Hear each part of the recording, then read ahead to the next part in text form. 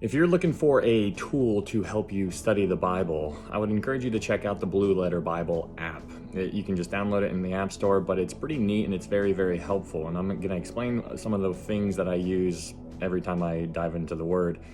But to show you an example, I figured I might as well just tell you something about the Bible that is very kind of cool and helpful in the same way that you can apply it to the Blue Letter Bible. But in John chapter 14, verse 16, Jesus is talking here, and it says, "And I will pray the Father, and he will give you another helper, that he may abide with you forever."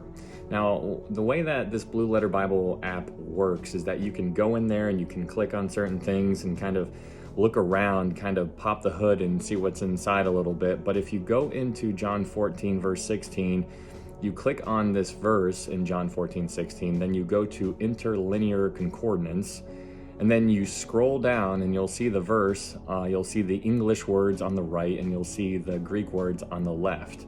Now, if you go all the way down to the word another, what you'll find is that the Greek word there is allos.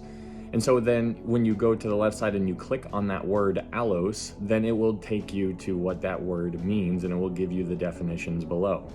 But here in John 14, verse 16, where it says, Jesus is saying, "I will give you another helper," this is where the Blue Letter Bible app comes in handy, because the Blue Letter Bible app tells you what allos means. Allos is another of the same kind.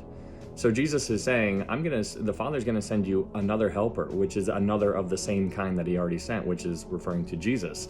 So so what he was alluding to here as this helper is he was foreshadowing the giving of the Holy Spirit. And so that is why that word allos, or another, is very important to understand, because he didn't use the word heteros. Now, if we go to John over in Matthew chapter 11, verse 3, we will see the other use of the word another in Greek. And they have two words for the word another. And so here's just one example. But in Matthew 11, verse 3, it says, "And they said to him, 'Are you the coming one, or do we look for another?'"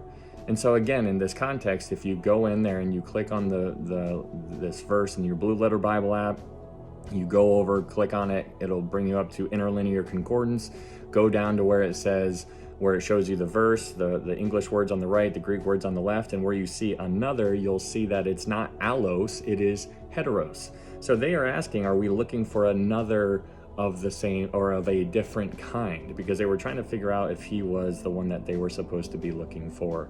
And so using that app to kind of look around and try to figure out what these English words mean in the Greek what the Greek words mean in English really helps your understanding a lot better. Another good thing to use in this tool, or the Blue Letter Bible app, is that it gives you all the different Bible comparisons. If you're struggling with a verse, or if you have the King James, New King James, or any other version, whatever you use, if you are like, well, what's going on here? You can get a better idea from other translations, and you can click on the Bible comparison, and it will bring up all kinds of translations so that you can see how they worded it. And so if you're struggling with the idea of a singular verse, then you can look at these other Bible comparisons, and it will give you how they interpreted it, and then you can get a better idea, or at least a better feel, and then you can build from there. But this is what I use. I would encourage you to check it out. It's pretty neat, it's pretty handy, it's very simple, and it's something that I use all the time. Hope this helps.